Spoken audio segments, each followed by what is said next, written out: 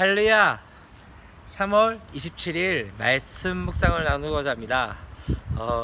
지금 우리 온양삼위교회 주차장에서 이렇게 찍고 있습니다. 뒤에 보시다시피 교회는 건재해 있습니다.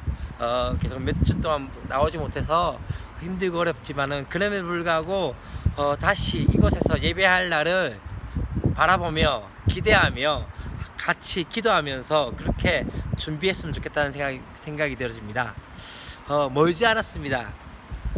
또 이후에는 다시 한번 예배할 때는 진짜 예배를 드릴 수 있는 저와 여러분이 되었으면 좋겠습니다. 오늘 우리가 함께 보고자 하는 말씀은 마가복음 11장 1절부터 19절까지 말씀입니다.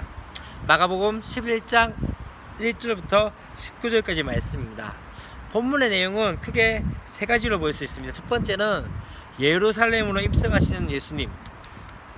다시 말하면 마치 세상의 군주처럼 입성한 것이 아니라 어쩌면 겸손의 왕으로서 입성하시기 위하여 어린 나귀를 타고 그렇게 입성하시는 그 모습들을 볼 수 있게 되어지고, 사람들이 그 가운데서 호산나 다윗의 자손이여 하며 찬양하는 그 모습들이 첫 번째 모습입니다. 그러고 난 다음에 이제는 그 이튿날 베다니에서 나오셔서 예수님께서 시장하시는데 무화과 나무를 보시고 그곳에 열매가 있는지 없는지에 대해서 보시고 열매가 없는 것에 대해서 저주하시는 그 모습을 보게 되십니다. 그리고 이제는 예루살렘에 들어가셔서 예루살렘 성에서 그 성전 안에서 매매한 자들을 내쫓으시는 그 상황들이 바로 오늘 본문의 내용이라고 볼 수 있습니다. 오늘 본문이 조금 길고 또 어쩌면은 많은 내용들이 있지만은 간단하게 그렇게 말씀을 나누고자 합니다. 첫 번째 보고자 하는 것은 바로 예루살렘 성으로 입성하시는 예수님의 그 모습입니다. 이제 6월절, 다시 말하면 애굽의 속박에서 자유케 된 일을 기념하는 이 6월절에 예수님께서는 왕으로 지금 입성하기 시작합니다. 그분께서 입성할 때 어떤 모습으로 가십니까? 바로 세상의 군주처럼 가신 것이 아니라 겸손의 왕. 그래서 아무도 타지 않았던 나귀 새끼를 타고 그렇게 입성하는 모습 가운데 있습니다. 그러나 많은 군중들, 많은 회중들은 그 가운데 어떻게 합니까?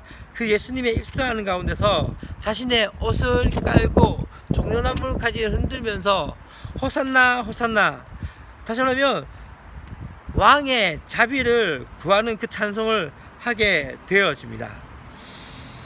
그러나 어쩌면은 이 무리는 바로 예수님께서 로마의 압제에서 구원할 그러한 왕으로 생각했지만 더 중요한 건 무엇입니까? 그분은 로마의 속박에서 벗어나는 잠깐의 평화가 아니라 죄에서 죽음에서 해방하는 영원한 샬롬을 우리에게 주시기 위해서 그 땅에 예루살렘 성을 입성하고 계셨다는 것이죠. 또 한 가지 중요한 것은요, 여러분, 무리들이 호산나 호산나라고 찬양하고 있었던 이 사람들이 나중에 어떻게 되어집니까? 그들이 나중에는 예수님을 십자가에 못 박아라고 고함지으며 선동했던 무리라는 것을 아셔야 합니다. 두 번째 우리가 볼 것은 바로 이것입니다. 이제 예수님께서 그 이튿날 어디 가십니까? 베다니로 가셔서 무화과 나무를 보시고 난 다음에 그 가운데 어떻게 하십니까? 잎만 무성한 그 무화과 나무를 향해서 어떻게 합니까? 저주를 하십니다. 왜냐하면 그 무화과 나무에 무엇이 없기 때문에, 열매가 없기 때문에. 사실 이 부분을 조금 이해하기 위해서는요, 이 오늘 본문의 내용과 내일 본문의 내용들을 같이 봐야 합니다. 예수님께서 무화과 나무를 저주하신 사건과 그 다음에 성전의 사건과 그 다음에 또다시 예수님께서 그 저주했던 그 무화과 나무가 말라 죽은 그 모습을 보면서 이 형태가 샌드위치 구조라고 합니다. 왜냐하면은 무화과 가운데 성전의 이야기. 그래서 이 무화과가 뜻하는 것이 뭐냐면 마치 성전의 모습을 말하고 있는 것이죠. 어떤 것입니까? 잎만 무성하고 열매가 없는 그러한 성전의 모습이 어쩌면 이 무화과 나무를 통해서 보게 되어진 것이죠. 사실 오늘 말씀 가운데서도 어떻게 됩니까? 잎사귀 외에 아무것도 없더라. 이는 무화과의 때가 아님이라 라고 말씀합니다. 여러분, 어쩌면 주님께서 우리 가운데 지금 우리의 열매를 구하고 있지 않습니까? 어쩌면은 지금의 우리의 모습을 보시면서 우리에게 열매를 달라 할 때 여러분 어떤 열매를 드릴 수 있습니까?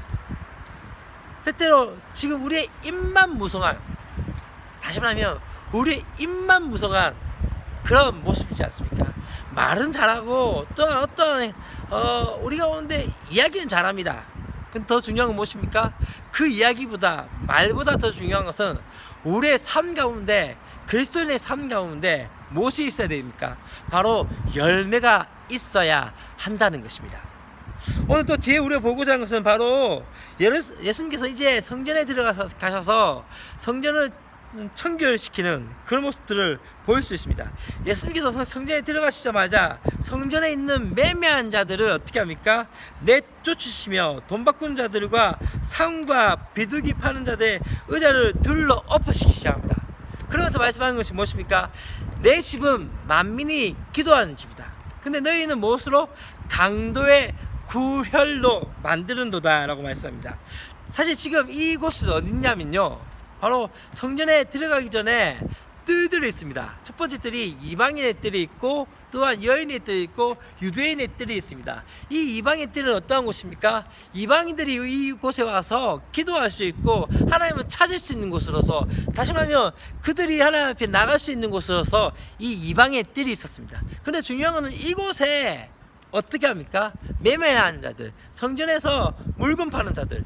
이 물건이라는 것은 어떤 것을 말하냐면 이 당시에 사람들이 이제 하나님 예배하기 위해서 어떻게 합니까? 먼 곳에서 자신들이 그 양을 데리고 또한 소를 데리고 재물을 가지고 갑니다. 그렇게 가지고 가다 보면 어떻게 되어지죠? 이 소나 양이나 뭐 재물들이 흠이 있게 되어집니다.